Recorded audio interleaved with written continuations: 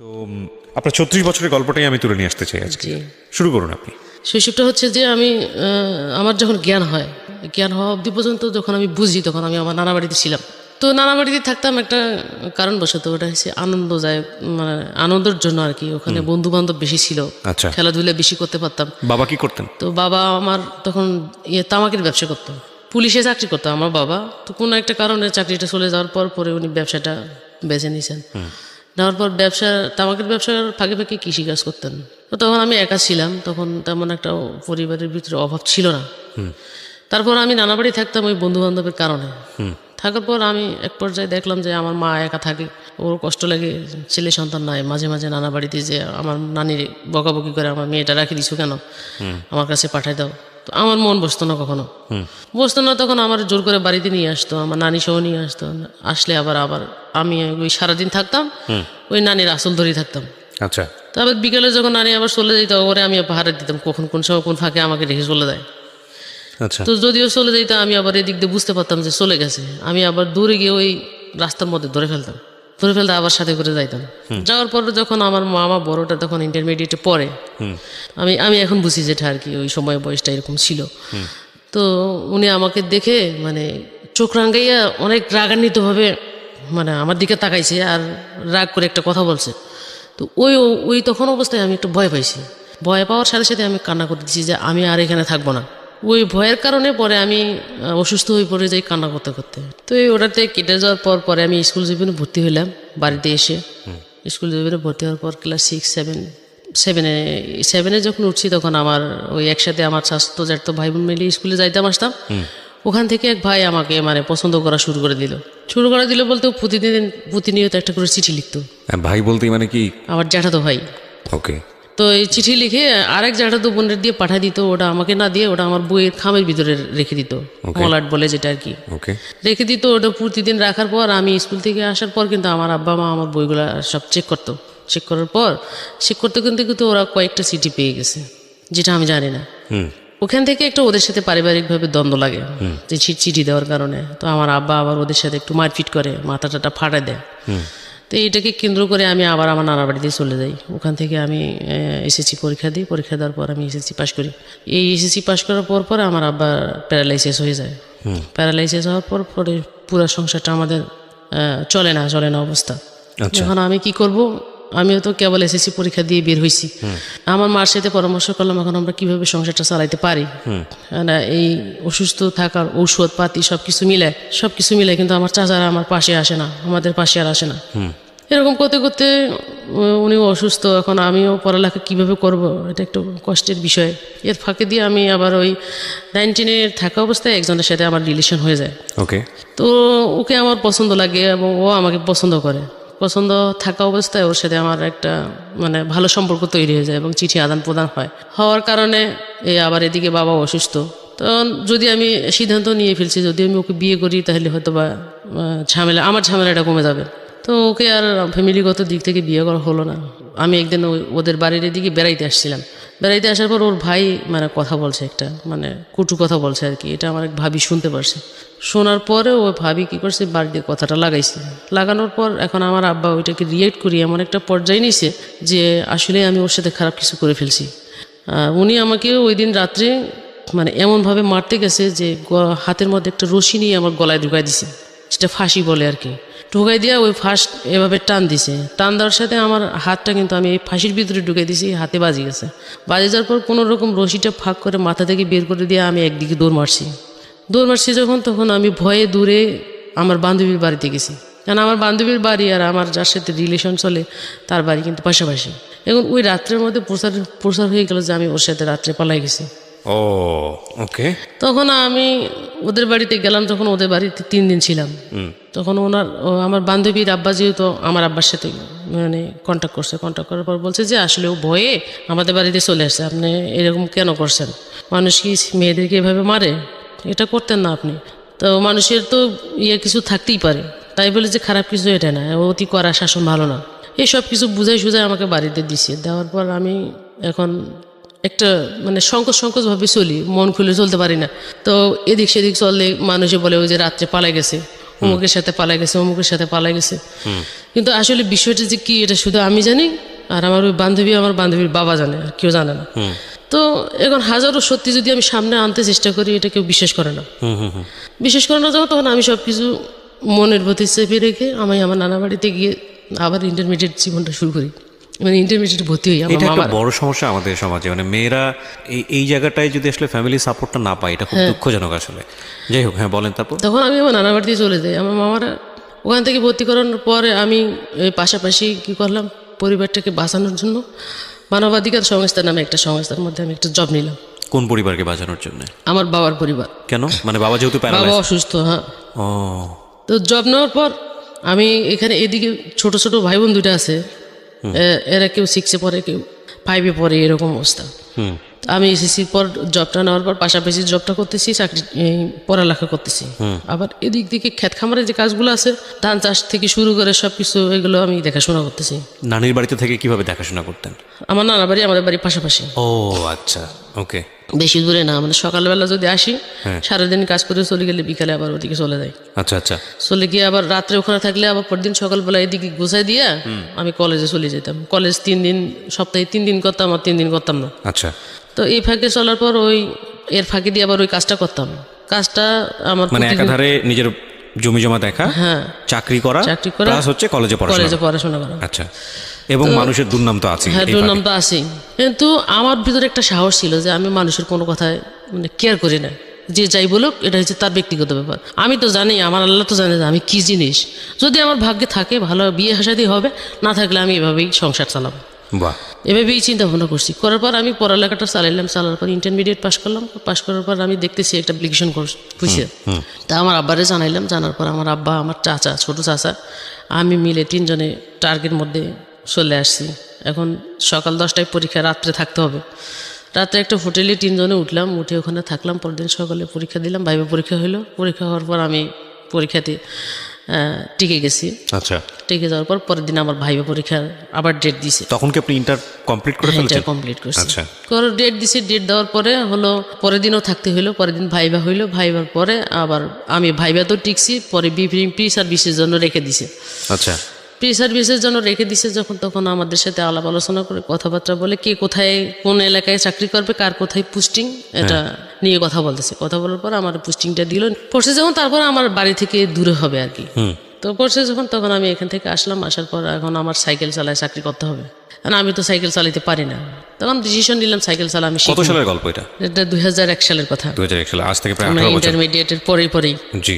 তখন আমার আব্বার আমি মিলে সাইকেলটা যে কিনবো, এরকম টাকা পয়সা নাই যখন, তখন ওই আমাদের খাবারের যে ধানটা ছিল, আমরা যেটা ভাত খাবো সিদ্ধ করার মতো, তো আমি বলছি যে ভাতটা আমরা খাবো ওই ধানটা বিক্রি করে আমার সাইকেলটা কিনে দাও, আমি বেতন পাইলে তো আমরা আবার করতে পারবো। তখন চাল কেনা যাবে। হ্যাঁ, চাল কেনা যাবে। তো আমার আব্বা ধানটা বিক্রি করলো। ধানটা বিক্রি করার পর 2500 টাকা ধানটা বিক্রি করছে। ওটা আমার আব্বা আমাকে কিনে দিল।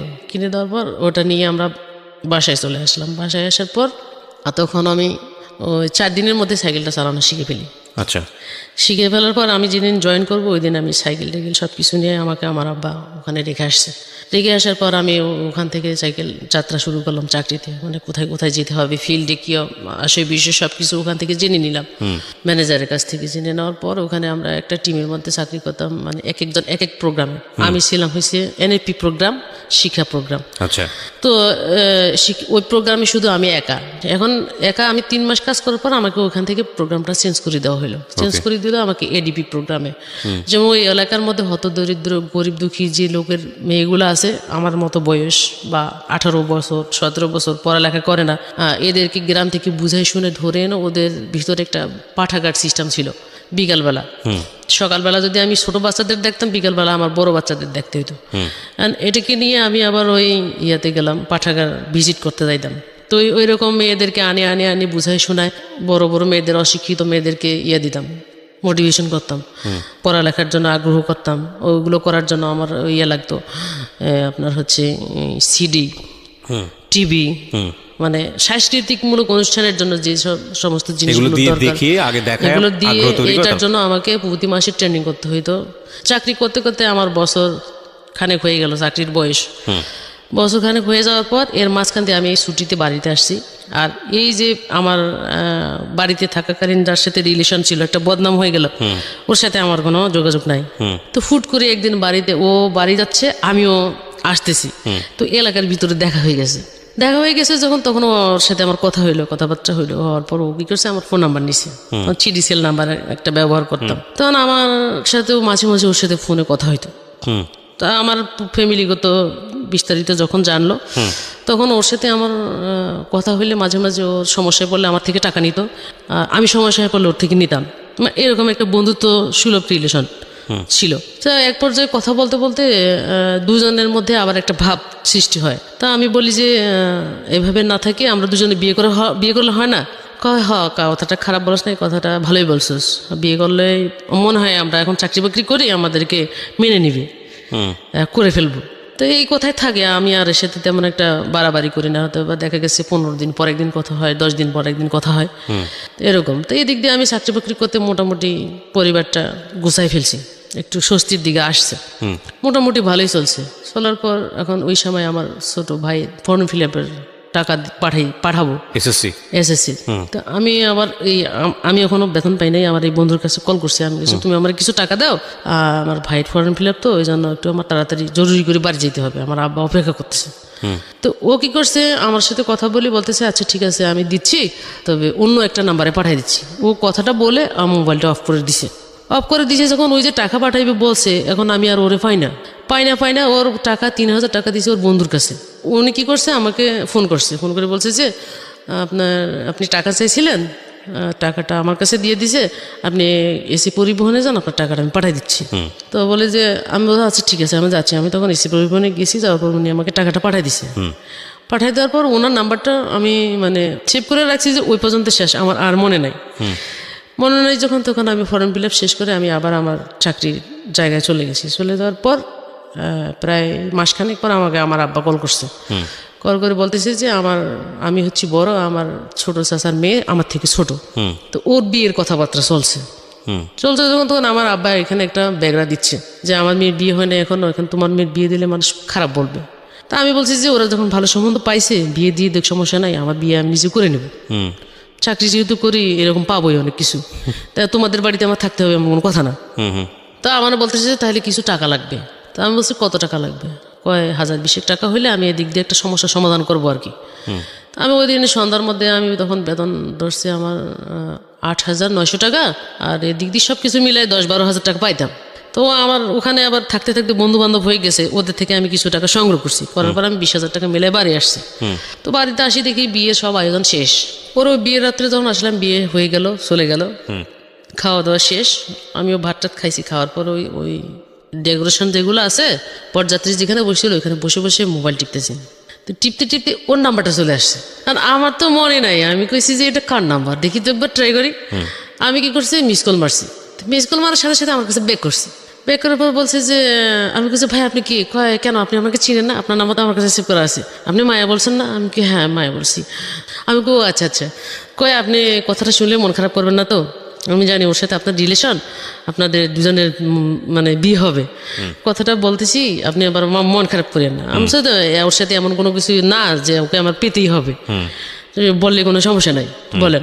তখন উনি বলছে যে ও বিয়ে করে ফেলছে, এই জন্য মোবাইল বন্ধ। তো এটা আমাকে বললে কি সমস্যা ছিল, আমি বন্ধু হিসেবে তো জানতেই পারি, মানুষের ওর সাথে প্রেম করছি বা সম্পর্ক করছি বিদে বিয়ে করতে হবে এমন কোনো কথা না, ও বিয়ে করবে আমি বিয়ে করবো। তখন উনি আমাকে বলতেছে যে আমি কথা যদি আপনি না করেন, আমি একটা কথা বলবো আপনাকে, আপনি কি বলবেন আমাকে? তো বলছে আমি পরে বলবো।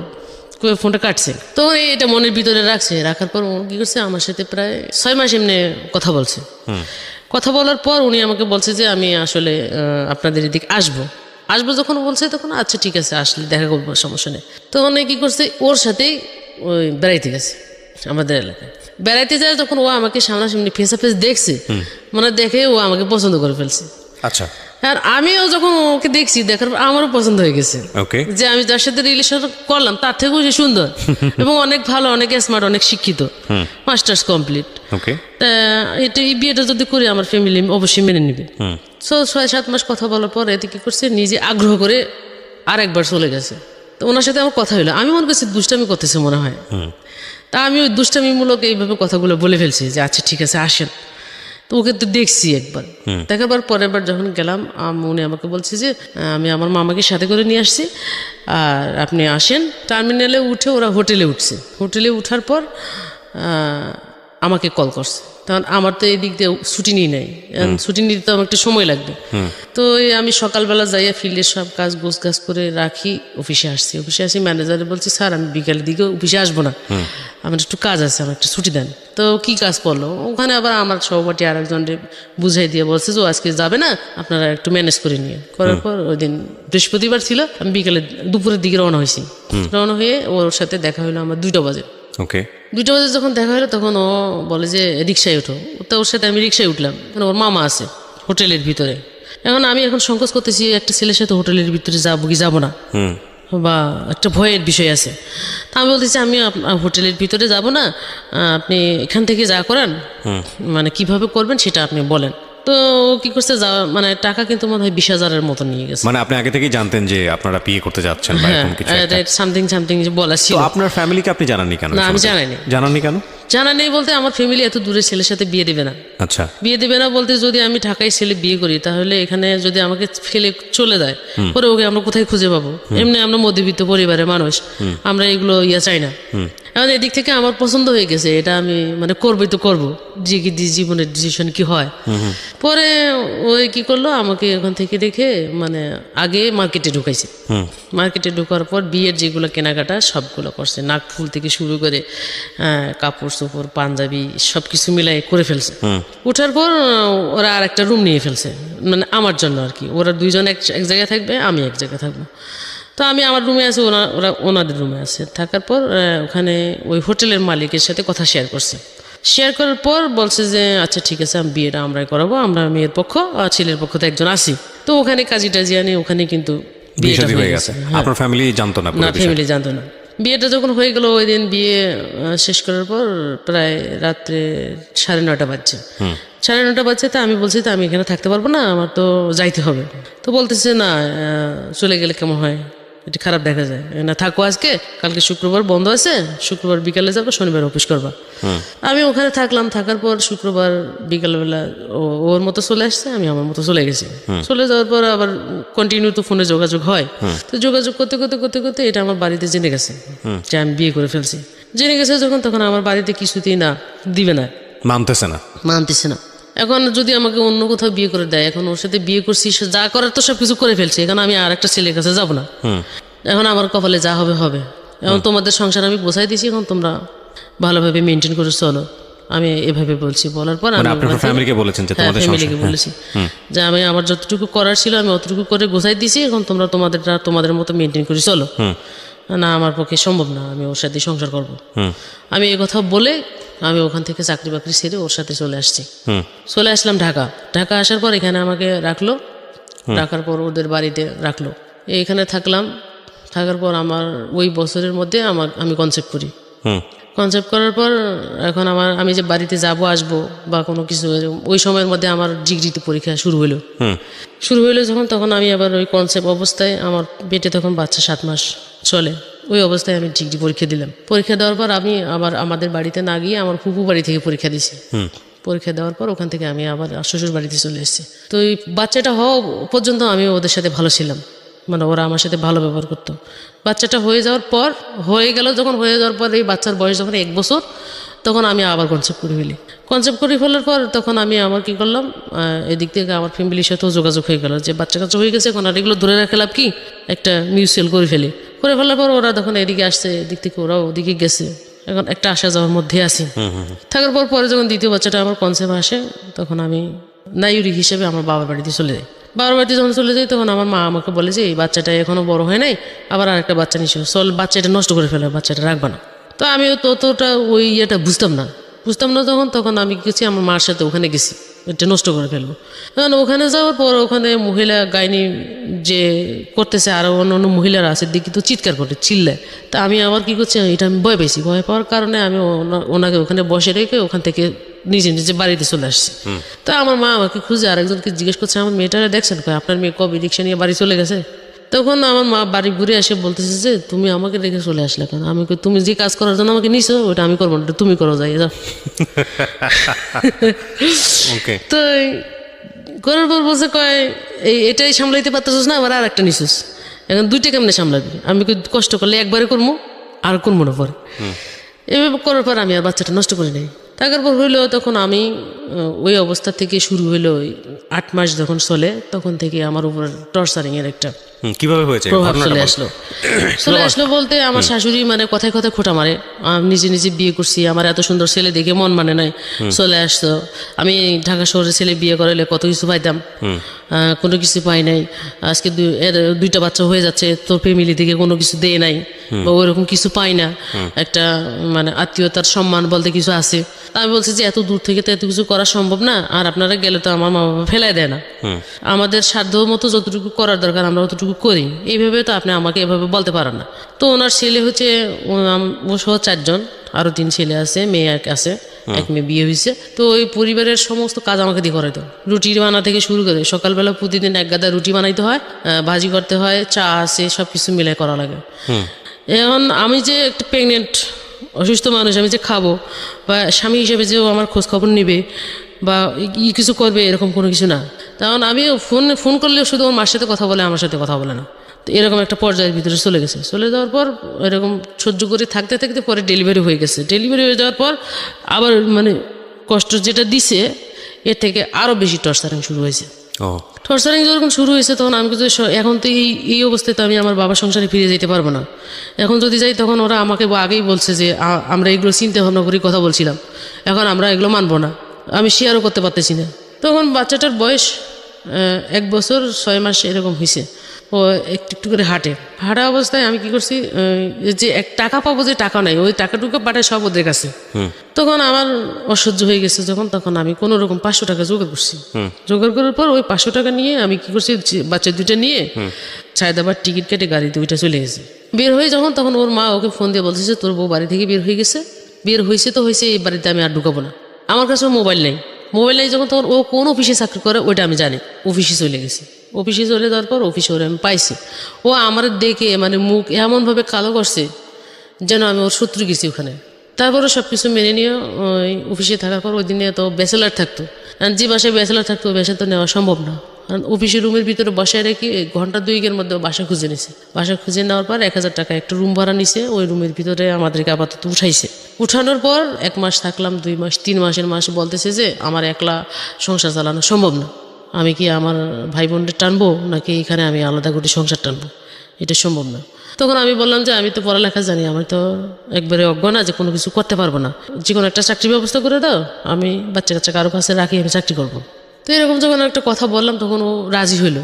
রাজি হওয়াতে পরে আমাকে কি করলো, ও যে এলাকায় কাজ করে ওই এলাকার কিছু সদস্য আছে যারা গার্মেন্টস সেক্টরে কাজ করে, তাদের সাথে পরিচয় পর্ব করে ও, আমি যে ওর ওয়াইফ, ওই পরিচয়টা গোপন রাখার পর ওনার সাথে পরিচয় করে দিয়ে আমাকে একটা জবের ব্যবস্থা করলো।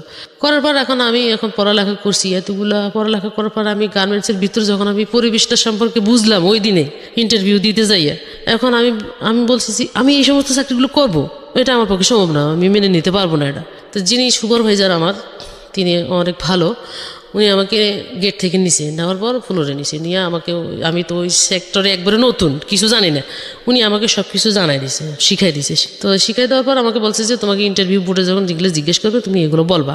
তো তখন আমি ওগুলো বলছি, বলার পর আমার বেতন হচ্ছে 2800 টাকা। তো ওভার টাইম করলে আমি 4000 4500 মতো টাকা বেতন পাইতাম। তো ওখানে কাজ করা অবস্থায় কাজের মধ্যে দিয়ে যে সিচুয়েশনগুলো তৈরি হতো, যে আচরণগুলো করতো, যে গালাগালিগুলো করতো, এগুলো আমার কাছে ভালো লাগতো না যখন, তখন আমি নিজের মনে শুধু মনে রেখে দিতাম, বলতাম না, এই অফিসে যাই আসি। এখন আমি বাচ্চা 2টা কার কাছে রাখবো, এটা একটা টেনশন। তারপরে ওখানে আমি মাঝখান দিয়ে ছুটি নিছি। ছুটি নেওয়ার পর আমি বলছি যে স্যার আমাকে 2 দিন ছুটি দেন, ছুটি দিলে আমি একটু সমস্যা আছে সমাধান করে অফিসে আসবো আর কি। এর ফাঁকে দিয়ে আমি বাচ্চা 2টিকে নিয়ে আমাদের বাড়িতে চলে গেছি। বাড়িতে যে ওদেরকে ওখানে রাখার পর আমি আমার মার সাথে কন্ট্যাক্ট করছি যে তোমার আমি প্রতি মাসে 3000 করে টাকা দেবো, ওদেরকে শুধু খাওয়াবো আর একটু বড় করবা, আর কোনো কিছু লাগবে না, বড় হলে আমি ওদেরকে নিয়ে যাবো। আর এর ফাঁকে দিয়ে আবার এই সংসারের যে অবস্থা, আব্বা অসুস্থ, তা আব্বা আবার আমার সাথে শেয়ার করলো যে আমারও একটু সাপোর্ট করিও। আমি তো চাকরি যেহেতু পাইছি সেহেতু সাপোর্ট আমি করবো, ওদের জন্য 3000 টাকা দেই, তাহলে আর 2জন পড়ালেখা করবে, আর 2000 টাকা বাড়াই দেবো, আমি 5000 টাকা দেবো, 5,000 টাকা দিলে এদিক দিয়ে হয়ে যাবে, আর যা টুকিটাকি টাকা থাকে আমি একলা তো, ও যদি আমাকে নাও রাখে আমি একলা, আমার মনের ভিতরে একটা প্ল্যান আছে। আব্বার সাথে কথা বলার পর আমি ওদেরকে রাখি চলে আসছি। চলে আসার পর তারপরে আমার মা ওখানে আমার ছেলেদেরকে ভর্তি করাইলো। ভর্তি করানোর পর পড়ালেখা ভালো চলছে, আমি ওদিকে চাকরিটা ভালো করতেছি এবং ওদেরকে প্রতি মাসে 5,000 টাকা করে দিচ্ছি। 3,000 টাকা আমার ছেলেদের জন্য, 2,000 টাকা 2 ভাই বোনের জন্য। মাঝে মাঝে এদিক দিয়ে টুকিটাকি যা ওষুধপত্র খাওয়া লাগে 500 টাকা হাত খরচ আমার আব্বারে দিচ্ছি। দেওয়ার পর ওইখানে আমি চাকরি করা অবস্থায় এখন আমার মেন্টালিটি আসলো যে আমি আসলে এটাতে কি আছে, এই কাজটাতে কি আছে। যেমন ওরা আজকে আমাকে অর্ডার করতেছে, ওই জায়গাটা আমাকে যেতে হবে। এটা করতে হলে মানে ওখানে যেতে হলে আমাকে কি করতে হবে, আমাকে এটা অ্যানালাইসিস করতে হবে। মানে আপনাকে যিনি অর্ডার করতেছেন আপনি সেই জায়গায় একদিন অর্জন করতে চান। অর্জন করতে চাই। জানার পর যখন আমার আইকিউর ভিতরে ওই জিনিসগুলো ঢুকে গেল, তখন আমি কি করব, আমার এই বেতনে পোষাবে না, এখন আমি চাকরিটা চেঞ্জ করব। যাইতে আসতে আমি এক মহিলার সাথে কথা বলতাম প্রতিদিন। তো ওনাকে আমি বললাম, আপনাদের ওখানে কি লোক নেয়? তো বলতেছে, তোমার পড়ালেখা আছে? আমাকে হওয়া আছে। তাহলে তুমি কালকে সার্টিফিকেট নিয়ে এই জায়গায় দাঁড়াও, আমি আসার সময় তোমাকে মাইক্রো করে তুলে নিয়ে যাব। তো ওনার সাথে আমার যোগাযোগ করার পর আমি পরের দিন সকালবেলা সব কাগজপাতি মানে ওখানে 30 তারিখ ডিউটি শেষ করছি, বেতন দেয় 10 তারিখ। যে কোনো একটা বাহানায় আমি বেতন একটা নিব এখান থেকে। পরের দিন ওনার সাথে আমি ওই ফ্যাক্টরিতে গেলাম।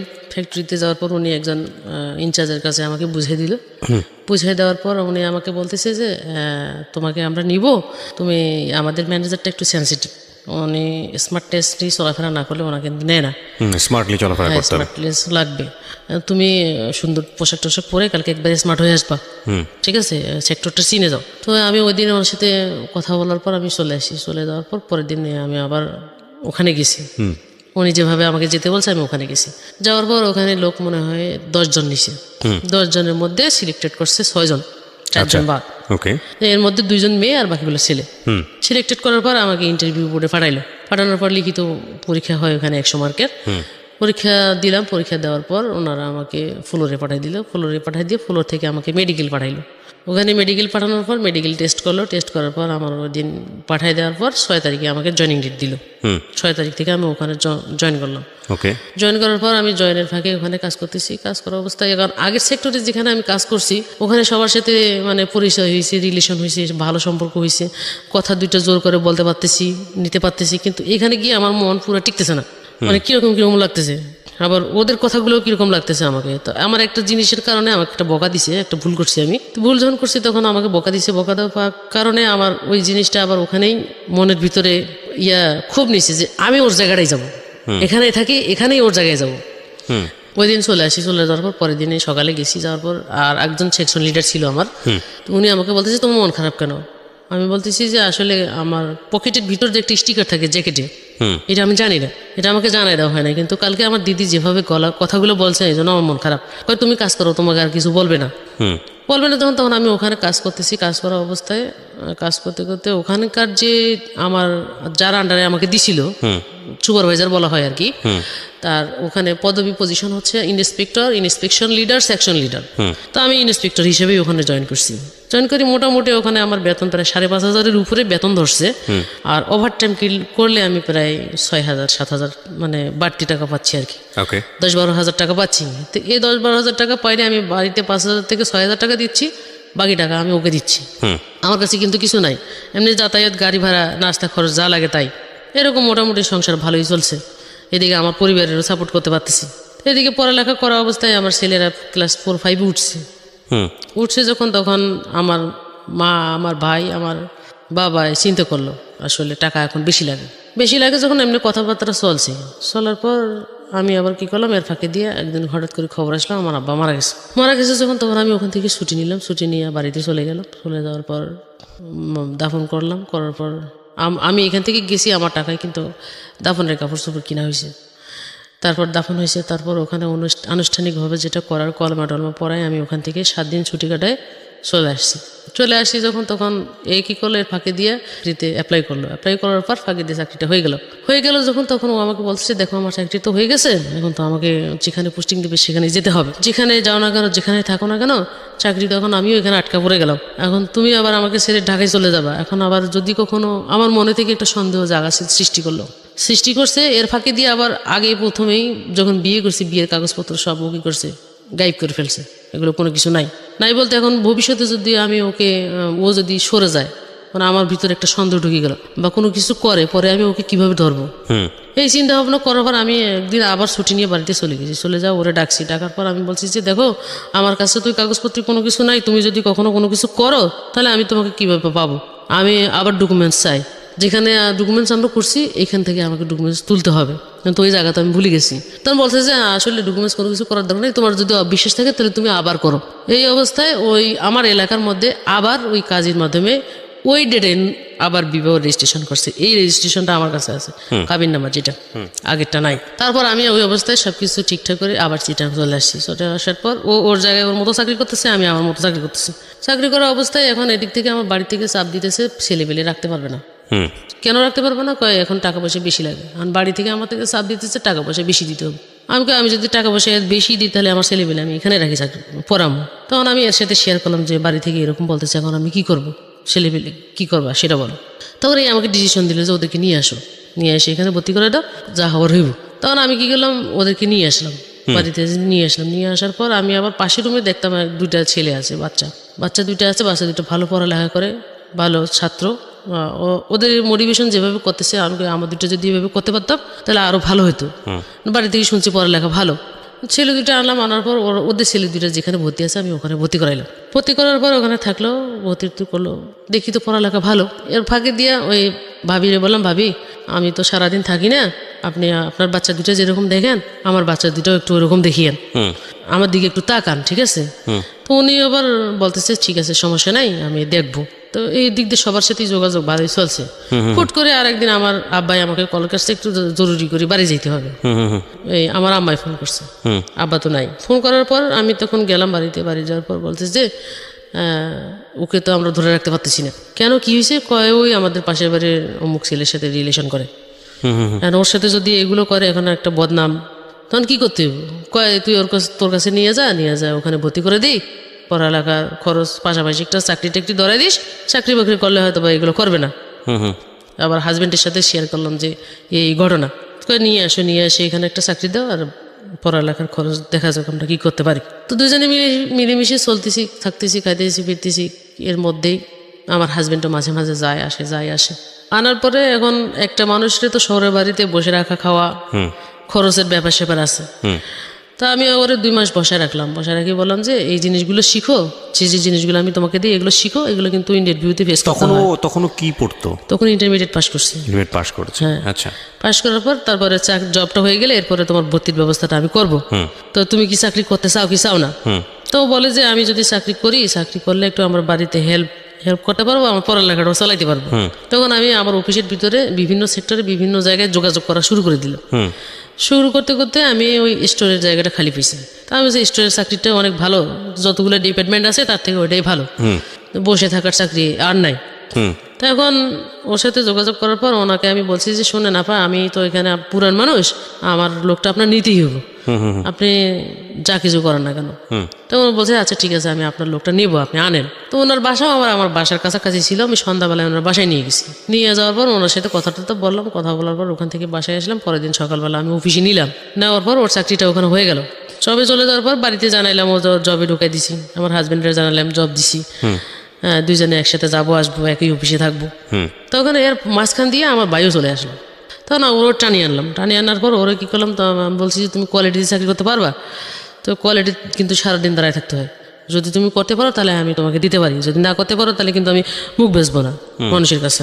তো বলতেছে আমি করতে পারবো। যখন কথাটা বলছে তখন আমাদের সেক্টরের ভিতরে আমি ওর চাকরিটাও দিয়ে দিলাম। আমার ছেলে আমাকে বলতেছে আম্মু, বাবার নাম্বার থেকে একটা মেসেজ দেখছি, হঠাৎ করে বলতেছে। ছোট ছেলে না বড় ছেলে? ছোট ছেলে। তখন ও কিন্তু অনেক চালাক, ছোট হলেও সব ইংলিশ পড়তে পারে, সব বুঝতে পারে এবং ছাত্র হিসেবে অনেক ভালো। তো আমি কন্টিনিউ মানে ফোন করি, দেখি ওয়েটিং কল। আমি তুমি কার সাথে কথা বলো? কয় আমি একটা জব করি, আমার তো বিভিন্ন ধরনের কথা হইতেই পারে, থাকতেই পারে, আমি ফ্রি হলে তোমাকে ফোন দিব।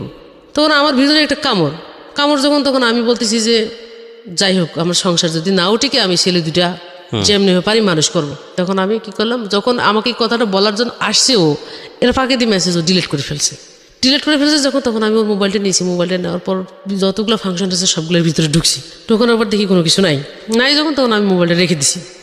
রেখে দেওয়ার পর আমি বলছি যে তুমি আজকে থেকে মোবাইল ব্যবহার করতে পারবা না, তোমার মোবাইল লাগবে না, আমি তো আসি ওখানে, সমস্যা হলে তো জানবি। তখন ও আমি আবার কি করলাম, আমি আজকে অফিসে দেরি করে যাম। তা আমি অফিসে ফোন লাগাইছি, ফোন লাগার পর দিদি বলছি, দিদি আমার 1 ঘন্টা লেট হবে আসতে। ওর মোবাইলটা যখন রেখে দিয়েছে, ও অফিসে গেছে, যাওয়ার পর ও কাজ টাজ গোছায় রাখি অন্য আরেকজনের মোবাইল নিয়ে আমার হাজব্যান্ডের কাছে কল করছে। কল করার পর ওইটা জেনে দিছে যে ওর মোবাইলটা আমার কাছে, আর আমি এদিক থেকে ওর নাম্বার থেকে ওকে মিস কল মারতেছি। ও আসলে ব্যাক করে কিনা এই নাম্বারে, কিন্তু ব্যাক করতেছে না, ঠিক আছে, ব্যাক করতেছে না, কিন্তু মোবাইল তো আমার কাছে। তখন আমি কি করলাম, রেডি হয়ে অফিসে চলে গেলাম। অফিসে যাওয়ার পর অফিসে ঢুকে আমার কাজগুলো সব গোছায় রাখি, দিদিরে বলছি, দিদি আমি অন্য একটা সেকশনে যাচ্ছি, আপনি আমার খুঁজিয়েন না, আমার আসতে একটু দেরি হবে, সব কাজ গোছায় রাখছি। তো আচ্ছা ঠিক আছে যাও। কিন্তু আমি ওই কাজের বিনিময়ে যাচ্ছি যে এই কথা বলে যাচ্ছি, কিন্তু নইলে আবার ম্যানেজারের কাছে ধরা পড়লে ম্যানেজার সব জায়গায় ঘুরে কখন কোথায় দেখে ফেলে, তখন আবার দিদির কাছে কল করবো, ওকে ওখানে দেখলাম কেন, যদি উনি জবাব দিতে না পারে পরে আবার আমার গালাগালি করবে। আমি গালাগালি না খাই মতো আমি কাজ সিস্টেম করে নামছি। নামার পর আমি কি করলাম, ওখানে যে টিএনটি নাম্বার একটা আছে ইউজ হয়, ওই টিএনটি নাম্বার কার কাছে, এর কাছে। টিএনটিতে ফোন করে, মোবাইলটা আমার কাছে।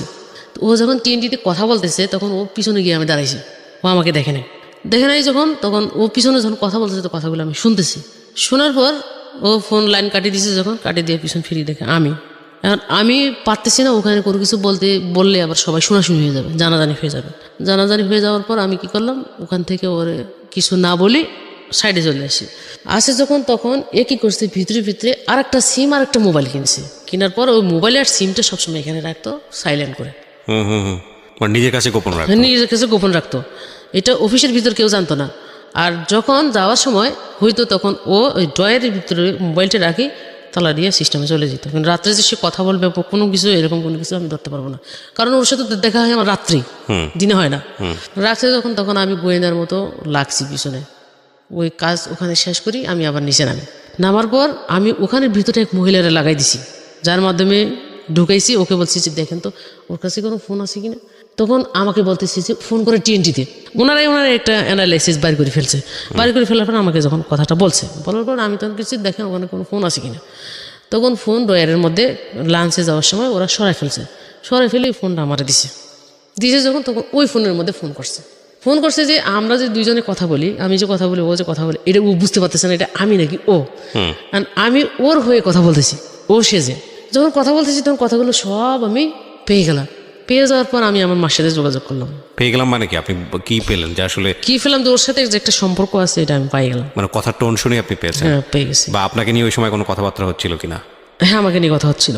ওকে, আপনি ইন ডিটেল এখানে বলতে চাচ্ছেন না, আমি বুঝতে পারছি। হ্যাঁ, তারপর কি হলো? ইন ডিটেল আমি বলি, আমাকে যখন ফোনটা আমি রিসিভ করলাম, হ্যালো, মানে ওর মতো করে ও যেভাবে কথা বলে, কয় তুমি কেমন আছো, আমি ভালো আছি। ওকে আমি ফোন দিই না যে ও কি তোমার সাথে কিছু শেয়ার করে। আমি বলতেছি না, আমার সাথে শেয়ার করে না, তবে ও একটু মন টন খারাপ আর কি, আপনি ফোন টোন করেন না, এভাবে কথা বলতেছি। তখন আমি বলতেছি যে আচ্ছা আসলে আপনি কি করতে চাচ্ছেন, কিভাবে কি করতে চাচ্ছেন। ঠিক আছে, যখন আমি জিজ্ঞেস করছি তখন বলতেছি যে আসলে দেখো আমরা তো বিয়েটা করে ফেলছি, আমাদের এটা কিন্তু কোর্ট ম্যারেজ, ও কিছু করতে পারবে না, আমি যেটা বলবো সেভাবে মেনে নিতে পারবো, ও যাবে কোথায়। কি বলেন? এভাবে বলতেছে। আমি এই কথা শোনার সাথে আমি আর ওর সাথে কি কথা বলবো, আমার নিজের হৃদয় সব বের হয়ে গেছে। আমি ওখানে মাথা ঘুরে পড়ে গেছি, ওই অবস্থায় মাথা ঘুরে পড়ে গেছি। আমি ওই দিনে আমি রাত্রে আর কোনো কিছু কইতে পারি না, পরের দিন সকালবেলা আমি বিছানা থেকে উঠতে পারি না। এখন আমার নিজেরই প্যারালাইসিস, এক সাইডে আমার অবশ হয়ে গেছে। ওকে, অবশ হয়ে যাওয়ার পর আমি যখন বিছানা থেকে উঠতে পারতেছি না, পুরো টেনশন করতেছি, আমার মুখ বাঁকা হয়ে গেছে, কথা বলতে পারতেছি না, জিবা উলট পালট করতেছে। অফিসের মধ্যে ফোন দিয়ে জানাই দিয়েছি আমি অসুস্থ, আসতে পারতেছি না। ও আমার কথা বলবে কি, ওরা আমার নামে বদনাম গাইছে যে আমি ঢং করতেছি, অ্যাক্টিং করছি, এরকম ধরনের কিছু বলছে। বলার পর তখন ও আমার কাছে ফোন করে বলতেছে যে সব ঢং সারি দিয়ে ভালো মানুষের মতো চলাফেরা করো। কালকে যে ফোনটা তুমি রিসিভ করছো এটা আমি বুঝতে পারছি, ও নিজের থেকে স্বীকার করলো। ওকে, হ্যাঁ, স্বীকার করার পর আমাকে বলতেছে যে তুমি যদি ওর সাথে আমার সাথে সংসার যদি স্বাভাবিকভাবে মেনে নাও তোমার জন্য ভালো, যদি স্বাভাবিকভাবে মেনে না নাও তোমার জন্য খারাপ। কারণ বাধ্যগত আমার মেনে নিতে হবে ওর কথা অনুযায়ী। আপনি মাকে ফোন করলেন মাঝখানে? মাকে ফোন করলাম, মাকে আসতে বললাম। মা বলতেছে যে আমি তো এখন এই সময় যাইতে পারবো না। আসতে বললাম, এখন মা কী করছে, 1 সপ্তাহ পরে আসছে। আসার পর আমার মা করলো যে তুমি আমাকে ট্রিটমেন্টের জন্য আরেক জায়গায় পাঠাইলো, যে আমি এখন বাসায় আছি, ওর সাথে আমি আসি, ওর চাকরি বাকরি কিছু করা লাগবে না, তুমি ট্রিটমেন্ট হয়ে সুস্থ হও, তুমি সুস্থ হলে আমি ওকে নিয়ে বাড়ি চলে যাবো। সব কিছু ঠিকঠাক করে ও কী করছে, আচ্ছা ঠিক আছে, কোনো কিছু হবে না, আর কোনো কিছু চিন্তা ভাবনা করার দরকার নেই, যা হয়ে গেছে এখানে শেষ বইলে ঢাকা চলে আসছে। আর যা হয়েছে হয়েছে এখানে শেষ, আর কোনো কিছু করবো না, আমি চাকরি বাকরি করে প্রতিষ্ঠিত হবো, আলাদা বিয়ে শাদী করবো। এভাবে কথা বললো। কথা বলার পর সব কিছু ওখানেই শেষ করে আমার মা কী করছে, আবার বাড়িতে চলে গেছে। চলে যাওয়ার পর এদিক দিয়ে আপনার এইরকম একটা জিনিস জানার পরে জিজ্ঞেস করা হয়নি আপনার যে ঘটনাটা হলো কিভাবে শুরু হলো, কেমনে হলো? এটা তো একদিনের বিষয় না, কোর্ট ম্যারেজ করার যে বিষয়টা। না, আমি চাচ্ছি যে ও নিজে থেকে আসলে কি বলতে চায় হ্যাঁ, এটা জানার জন্য আমি মাকে দিয়ে বলাইছি, সরাসরি যাকে আপনি কখনো সন্দেহ করেননি, শুধুমাত্র আপনার ছেলে এসে একটা টেক্সটের কথা বললো, SMS এর কথা বললো, ইন দ্য মিন টাইম কয়েকদিনের মধ্যে আপনি জানতে পারলেন যে আপনার ইতিহাসটা বের করার ইচ্ছা হলো না, যে কিভাবে হলো এই বিষয়টা, কোন কারণে হলো, আপনি জিজ্ঞেস করেন? আরো পরে জানতেছি, আরো পরে। আচ্ছা ঠিক আছে, হ্যাঁ বলেন। তারপর মা চলে গেল। চলে যাওয়ার পর এখন আস্তে আস্তে তো ওকে আমি একা পাইছি ঘরের ভিতর। এখন এক প্রশ্ন যদি আমি বারবার করি, তখন ও আমাকে বলতেছে আমি সুসাইড করবো। শহরের ভিতরে ঘরের মধ্যে যদি সুসাইড করে, তখন ও আমাকে বিপদে ফেলবে, এবং উল্টে এর সাথে যদি রিলেশন হয়ে গেছে, এও আবার উল্টা বিপদে ফেলবে, আমার মাও আমাকে উল্টে বিপদে ফেলবে। তিনজনের কাছে আমি ফেসে যাবো। ইন্টারেস্টিং বিষয় হচ্ছে যে ভদ্রমহিলার ব্রেইন অনেক ঠান্ডা, কুল ব্রেন, অনেক কিছু চিন্তা করে। কিন্তু সাধারণত এরকম ঘটনা ঘটলে কোনো মেয়ের পক্ষে এইরকম চিন্তা ভাবনা করা ওই মোমেন্টে সম্ভব না, সাধারণত হয় না, সিন ক্রিয়েট করবে, খুব স্বাভাবিক। কিন্তু উনি খুব ঠান্ডা মাথায় চিন্তা করেছে এই জিনিসগুলো। এইটা আজকে আপনারা শেষ পর্যন্ত শোনেন, শেখার অনেক কিছু আছে। হ্যাঁ বলেন। তারপর এরকম যখন বলছে, তখন আমি ওকে কোনো কিছু জিজ্ঞেস করে বাদ দিলাম। বাদ দেওয়ার পর আমি দেখতেছি যে কোন দিকে গড়ে করা অবস্থায়, এখন শারীরিকভাবে যখন ফিটটা এর মাঝখান দিয়ে আরেকবার গেছে, আমার মা চলে যাওয়ার পর গেছে। যাওয়ার পর মানে ও আমার সাথে এমনভাবে এমন ভালোবাসার সম্পর্ক তৈরি করছে, যেটা দেখলে মনে হবে না যে ও দ্বিতীয়বার আরও কোনো কিছু করবে। এরকম করার পর চলে আসছে, আবার চলে আসছে, ঢাকা চলে আসছে। ঢাকা চলে আসার পর কিন্তু মোবাইল যে নাই, কথা বলতে পারে না, চাকরি অফ, এরকম কোনো কিছু নাই। না করার পর সামনের যে ফিক্সি লোডের দোকান আছে, দোকানের মোবাইল থেকে কথা বলতো। তখন আমার ছেলেদের পরীক্ষা হবে ডিসেম্বরে, কারণ আমি এটা নিয়ে একটু টেনশনে আছি, আবার নিজে নিয়ে টেনশন, নিজের অসুস্থতা নিয়ে টেনশন করতে করতে তখন আমি কী করলাম, এই সব দিক দিয়ে এদিকে গোছাই ফেলছে, প্ল্যান করে ফেলছে, কখন কোথায় কি করবে করে ফেলছে। তখন ওই দিন 14 তারিখ চলে, 16 ডিসেম্বরের 14 তারিখ বন্ধের দিন। 15 তারিখ আমি বেতন পাইছি 7 তারিখে বেতন পাইয়ে রুম ভাড়াটা দিই নাই বলতে এই বাড়িওয়ালারে বলে রাখছি যে এই মাসে আমার টাকাটা লাগবে, ছেলেদের পরীক্ষা, আমি আগামী মাসে 2 মাসের ভাড়া একসাথে দিয়ে দেবো। তো বলছে ঠিক আছে, সমস্যা নেই, কিন্তু ভাড়ার জন্য কখনো আমাকে করতো না। তখন আমি টাকাটা রাখছি আর বাজারের টাকাটা রাখছি। টাকার পর এর মাঝখান দিয়ে ওর ভিতরে যে আমাদের ভিতরে আবার একটা সমিতি ছিল অফিসের ভিতরে, তো সমিতির কিছু টাকা আমার কাছে থাকতো, 50,000, 60,000, 70,000 টাকা এরকম। ওই সমিতির টাকাটাও আমার কাছে আছে।